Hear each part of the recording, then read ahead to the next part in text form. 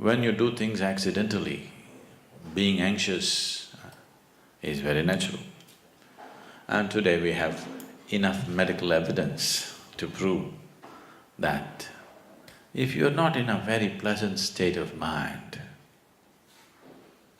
then your body and your mind will never function at its optimal level. There is substantial medical evidence towards this. Only when you're very peaceful and blissful, your body and your mind works at its best. And your success in this world is just this. To what extent can you harness the capabilities of this physical body and this mind? That's all success is. It doesn't matter what is the nature of your activity, that's all it is. Is it so?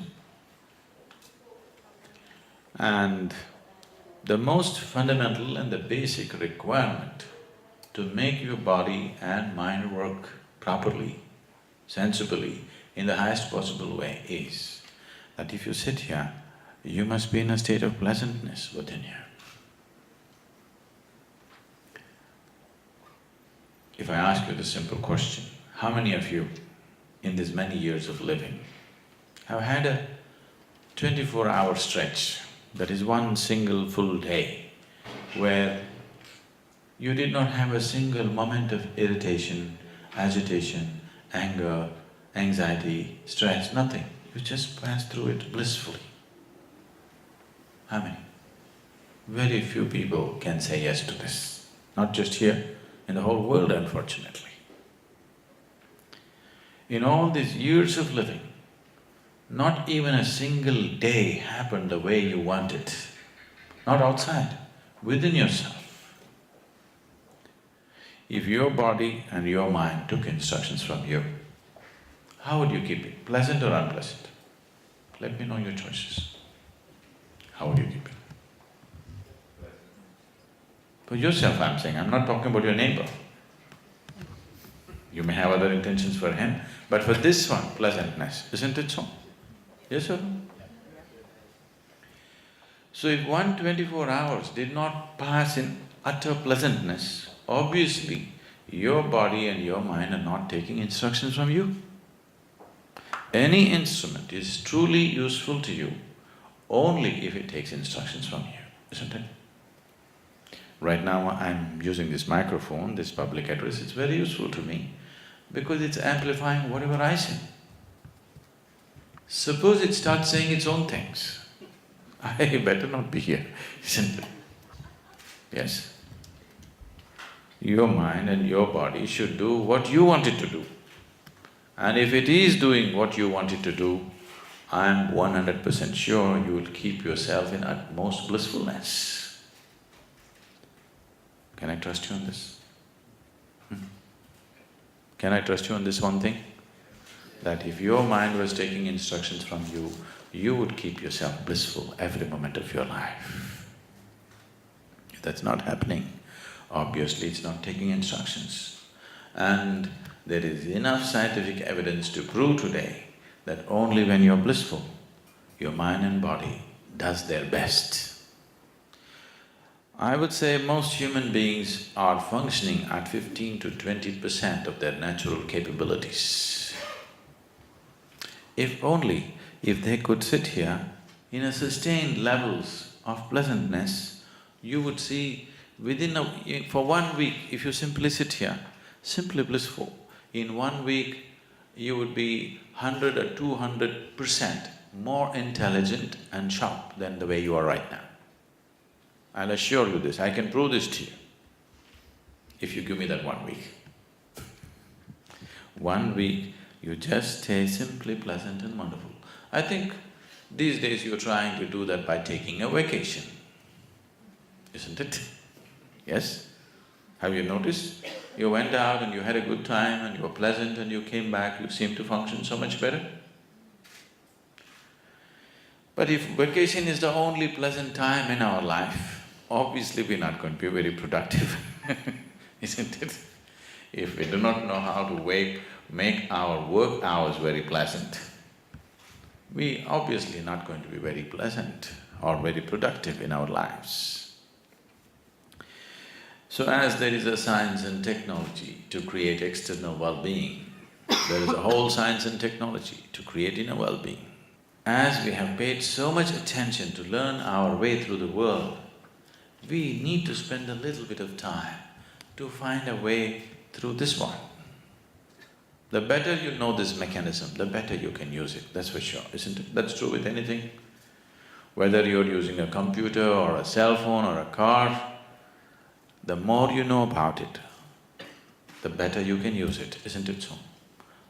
So definitely that's true with this one too. The more you know about this, the better you can use it. But how much time have we spent with this?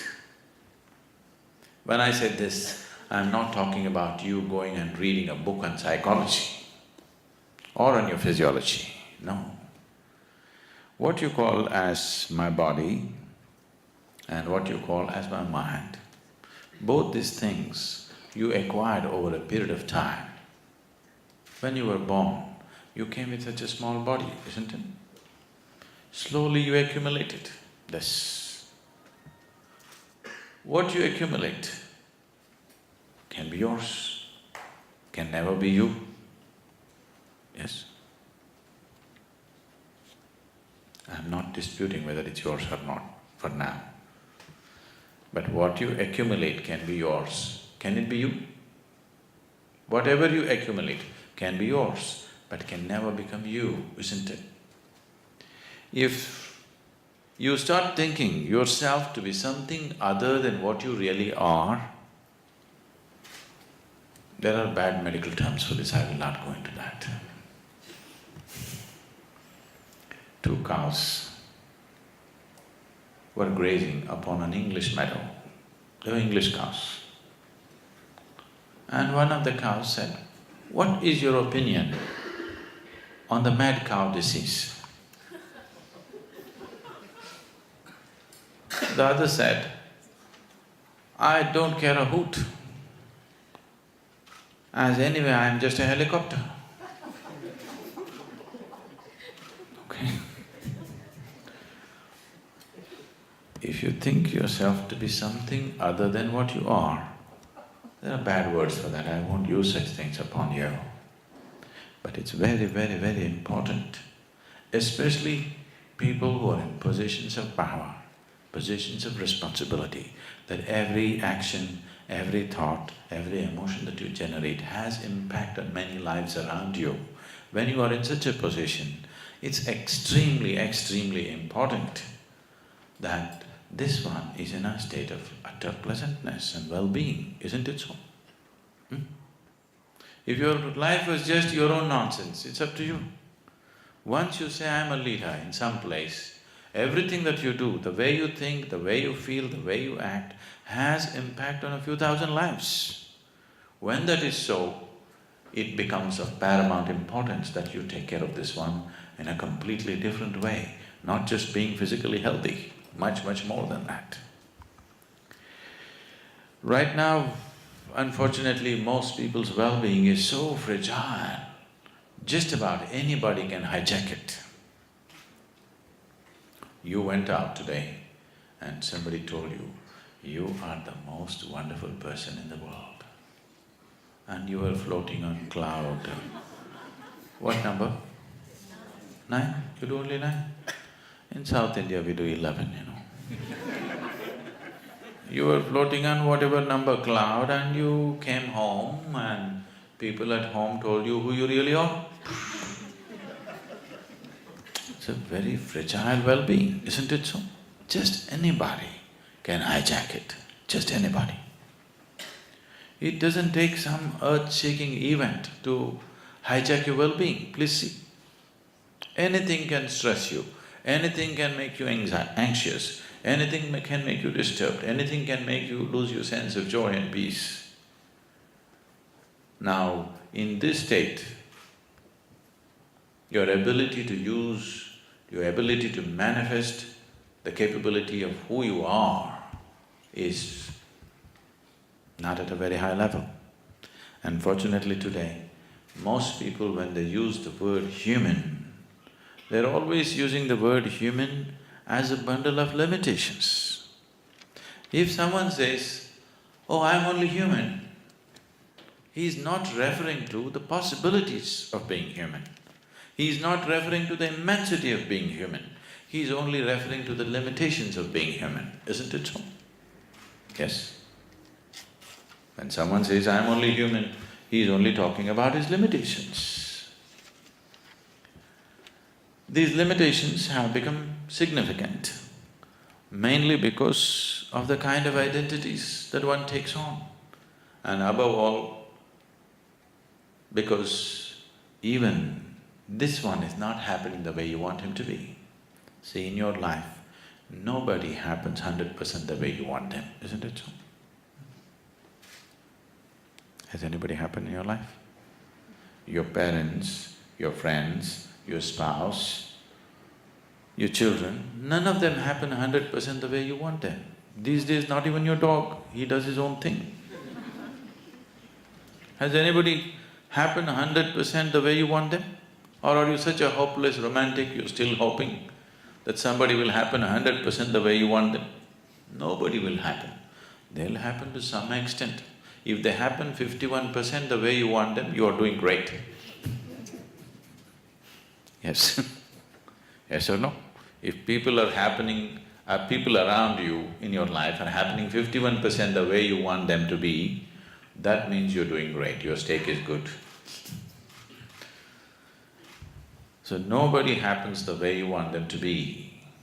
It doesn't matter, that's not the real problem. The problem is this one is not happening the way you want him to be. Nobody happens, it's okay. This one person must happen the way you want him to be, isn't it so? Yes? If this one doesn't happen, it's a lost case.